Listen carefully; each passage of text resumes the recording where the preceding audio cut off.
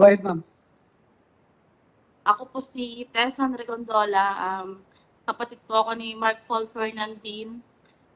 Nung umalis po sila ng bahay nung January 12 ng gabi, nagpaalam po sa akin kapatid ko na pupunta na nga po daw sila sa Santa Maria, Laguna ni Melbert dyan para po kunin yung mga manok na isasabong po sa Santa Cruz, Laguna.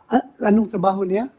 Taga-bitbit lang po ng manok. Taga-bitbit ng manok ni Julio Sabino po. Abino. Tapos po noon, nag-message po ang kapatid ko sa akin ng 10 ng January 12. Ang sabi niya po sa akin ay JMJ Brothers Laguna. Yun po yung pangalan ng entry name po nila sa Santa Cruz. Tapos, ang sabi pa po niya sa akin, pangatlong laban po daw sila. WPC po daw yung sa Santa Cruz. Tapos, napanood ko pa po yung kapatid ko ng umaga doon, nung January 13 po, kasi fight po nila ng pangatlo nga po daw sila. Tapos, tumawag po sa akin yung kapatid ko ng 9:24 AM, nag-video call pa po kami. Siya po mismo tumawag sa akin. Ang sabi niya po sa akin, kung okay po daw yung laban ng manok. Sabi ko naman po, ang sagot ko naman po sa kanya, okay lang. Tapos may nabanggit po sa akin din yung kapatid ko about po dun sa loob ng sabungan.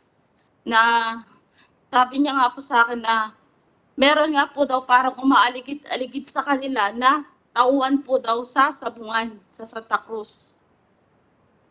When you say tauhan ng sabungan ng Santa Cruz, Opo.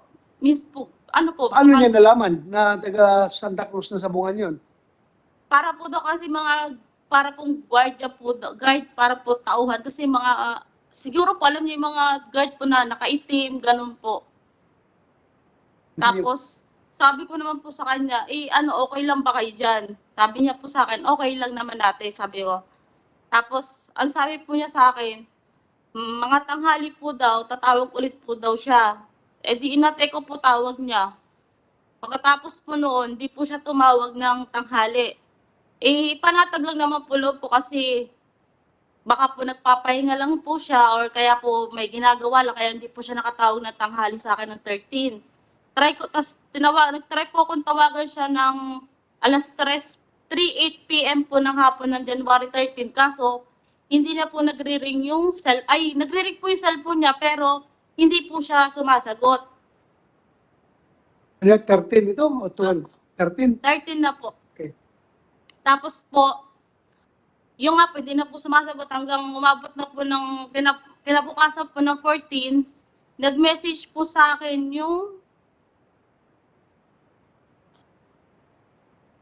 yung Hana Bonan po na kinakasama ni Marvin Flores. Yung driver Yung driver? po. Sabi ko. Okay, anong message niya? Ang sabi niya po sa akin, ate, may importante akong sasabihin. Sabi ko, ano yun? Bakit? Sabi niya, nakokontak mo pa ba si na Mac? Yun po yung kapatid ko sa sabungan. Sabi ko, hindi, bakit? Sabi ko sa kanya ganon. Tapos sabi niya, basta ate, tatawag ako mamaya, importante lang. Tapos, nag-send po sa akin siya sa messenger ng emoji po ng malungkot. Tapos sabi ko, bakit may nangyari ba? Sabi ko po sa kanya ganon. Tapos sabi, basta malalaman pa, kawawa naman sila. Yun po ang sabi nung Hana. Sabi ko, bakit nga? Parang doon na po ako nabahan. Tapos ang sabi niya po sa akin, di pa namin alam kung saan sila dinala. Tapos sabi ko, ano, bakit? Saan sila? Tapos sabi niya po sa amin. Tapos nag-reply po siya sa akin na, kahapon ko pa sila tinatawagan, pati si Taba, hindi po sila makontak. Nagre-ring po yung cellphone nila, pero hindi po sila sumasagot. You mean si Taba, si Flores? Hindi po, yung pong driver, si Melbert dyan po. Okay. Anong sabi niya sa kinakasama niya na si Flores? Missing din daw? Hindi. Hindi po sila missing. Hindi po sila missing. Nagtatago po silang 4. Ano? Nagtatago po silang apat. Paano mo nalaman na nagtatago? Kasi po, noong 13 po ng 5 p.m., sinundo po nung ang kabit po ni Julius, yung kaibigan kong bakla sa bahay po niya, kasama po si Hana na pumunta po noon sa doon sa bahay po ng Jean. Yun po yung kabit ni Julius. Doon po daw sila, para sama-sama sila doon. Pagdating po daw nila doon, nandun po daw si Julius Havilo sa bahay na, tsaka si Marvin Flores.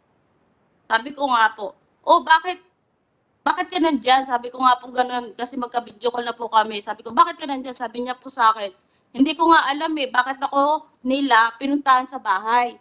Sinundo nila ako para pumunta dito. Sabi ko, sino nandyan? Sabi ko po ganun. Sabi niya, nandito si Boss Julius. Ay, nakita ko nga po sa likuran niya, nandun nga po si Boss Julius. Kita-kita ko po na nakapulang damit pa po si Julius. Tapos umamin naman po sa akin si Hana na magkakasama nga po sila nung 13 ng hapon at ng gabi.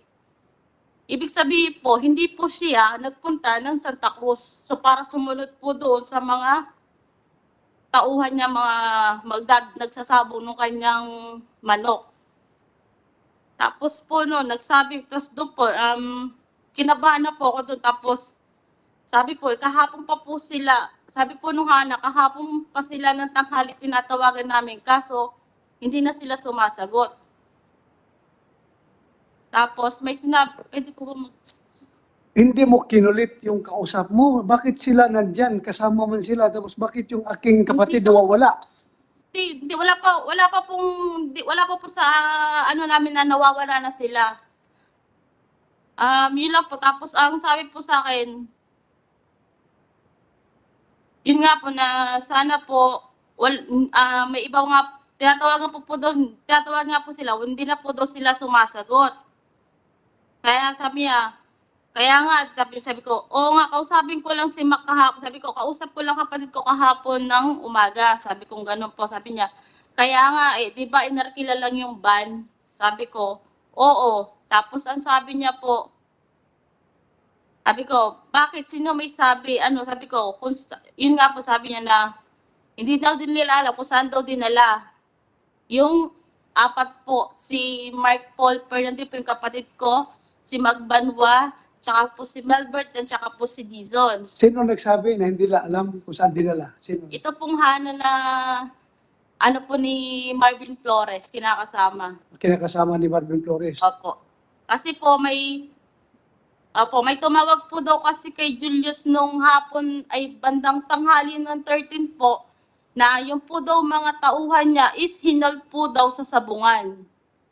Mga tauhan ni Julius po. May Julius. tumawag po daw kay Boss Julius nila na yung po daw mga tauhan ni Julius sa sabungan na hold po daw. Na-hold sa Opo. sabungan. Opo. Sino nag-hold? Yung po daw, committee po ba yun? Committee? Sabungan po. Yung in charge sa sabungan. Hinold po daw sila, yung pati sa gwardiya, hinold po daw, parang hindi po daw sila. So meaning si Julius hindi na-hold. Hindi. Hindi kasama doon. Okay. Continue. Sabi ko nga, sino may sabi? Sabi niya, tapos nabanggit nga po dito sa pag-uusap namin na baka kung sinong may hawak ng CP nila kasi hindi na nga po sila nagte-text or hindi po sila sumasagot sa mga call namin. Tsaka po, ito pa.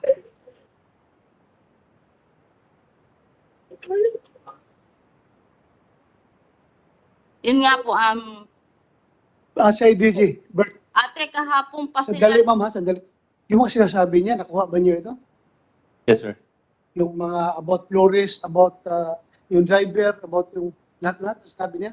Based dun sa ating Laguna chief, sir, ang hindi lang nila na kumpletong salaysari yung kay Mrs. Santos, yung pangalawang Okay, sir.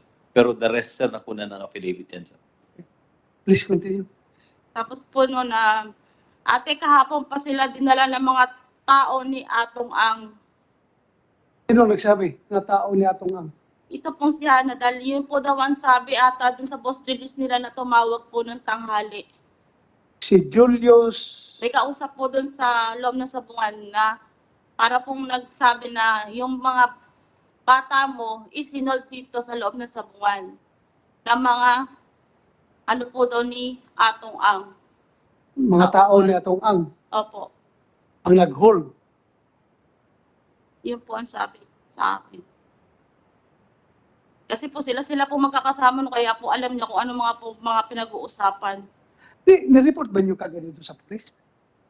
Nung 14 po, nung pagkasabi pa lang po niya sa akin na ganito na po, yun nga po, ako nagyaya po, pinunta ko po si tatay dun sa trabaho niya, tapos niyaya ko na nga po siya sa Santa Cruz. Police?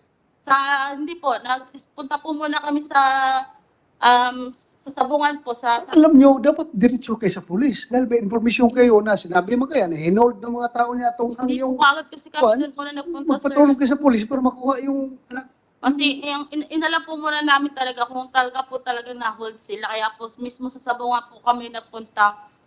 Tapos, nagyun nga po, ang sabi po nung guardia sa amin, tinanong po yung entry name nila, ang sabi ko nga po is JMJ Brothers Laguna. Pero, yan nga po, binuklat nga po nila. Sabi niya, ate, nag-out na po sila ng 14 ng madaling araw, 2 a.m.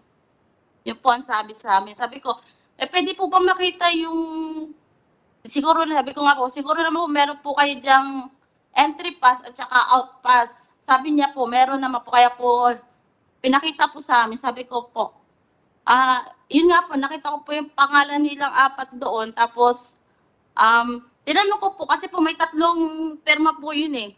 Pipirma ka po sa 3 yun. Sabi ko, para sa po itong, sino po mga po member na to? Para saan po ito? Yung po daw pinakahuling perma doon is doon nga po daw sa 4 na tao kasi po daw pipirma doon. Itinanong ko po si tatay kung pirma po ba yun nung anak niya. Ang sabi naman po sa akin, hindi. Tapos, ako rin po, hindi rin po yung pirma na kapatid ko. Doon na po kami nagtaka. Alam mo yung perma ng kapatid mo? Opo. Tapos kinumpara mo doon sa nakapirma Opo. sa log-out. Hindi niya pirma? Opo, hindi po. Nasaan yung papel na yun? Sa DJ. Dapat makuha niyo yung papel na yun. Sir, Makuha niyo yan? kunin namin, sir.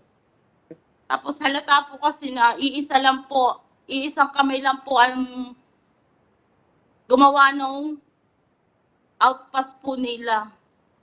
Sulat kamay. Isang sulat kamay lang po ang gumawa nung outpass nila. Sa 4? Opo. Halata. Nakita mo Opo, talaga na nakita. isang pirma lang? Opo, kasi po pinuta po kami na CIDG Mabuyaw po ba yun? Yun po. Tapos, pinakita ko nga po yung outpost nila na ito po yung, sabi ko, sir, ito nga po yung outpost nila. Tapos sabi niya, ay oo ate, iba yung, iisa lang ang halatang pineke yung kasi iisa lang ang sulat kamay. Hindi sila ang mga sumulat nito. So, in line with that, magpatulong si Atty. Santos. Atty. Santos, magpatulong kami sa iyo ha, na makuha yung Mr. Chairman, logbook, Mr. Chairman. Yes, Mr. Yes, sir. Yes, sir. CIDG Director, madali masolve ito Kayang masolve ito. Thank you. Please continue. Tapos nga po yun, sabi ko po doon sa gwardiya, sir, total naman po, may nakita po kasi ako ng 3 CCTV sa may gate po nila. Sabi ko, sir, tanong ko lang po, gumagana po ba yung CCTV niyo sa labas? Pwede po ba namin makita kung talagang lumabas po sila ng sabungan? Sabi niya, sabi po sa akin ng gwardiya doon na nag-entertain po sa amin na, ay ma'am, hindi po, props lang po yan. Yun po ang sabi po sa amin. Tapos sabi ko po, siguro naman po sir, sa loob po niyan may gumagana naman po kahit papaano. Ang sagot nga po sa akin, ma'am, oo po, meron naman po. Sabi ko, kung sakali po kailanganin po namin, pwede po ba namin mahingi? Ang sagot po niya sa akin, pwede naman po, ma'am. Tapos po nun, wala na po kami nakuhang information about doon po sa sabungan. Nag-try po kami magtanong-tanong kung may mga CCTV pa po ba sa pagdaraan na palabas po ng sabungan. May nakapagsabi po sa amin na magpunta po daw kami ng barangay po ng Palasan. baka po makakuha kami doon kahit isang ano man lang para po makatiyak kami kung lumabas nga po sila. Yun nga po yung nakuha namin na isang CCTV lang po na palabas na po talaga siya ng palasan. Pero ang hindi lang naman po namin alam kung sila pa po ba, kung sila pa po ang sakay nung van na yun, nung sinakyan nila. Pagkatapos po noon, yun na po, nagpaano na po kami na sa katunayan na sa barangay na nawawala po yung kapatid ko, yung anak po niya. Tapos ang sabi po sa amin sa barangay na magpunta na rin po kayo ng police station para ipablatter niyo po. Yun nga po, sinabi po namin sa laysay namin, tapos yun po, ginawa na po kami ng blatter ng Santa Cruz Police po.